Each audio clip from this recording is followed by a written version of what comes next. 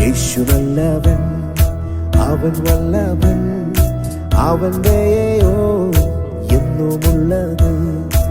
യേശു നല്ലവൻ, അവൻ വല്ലവൻ, അവന്റെയോ എന്നുമുള്ളത്.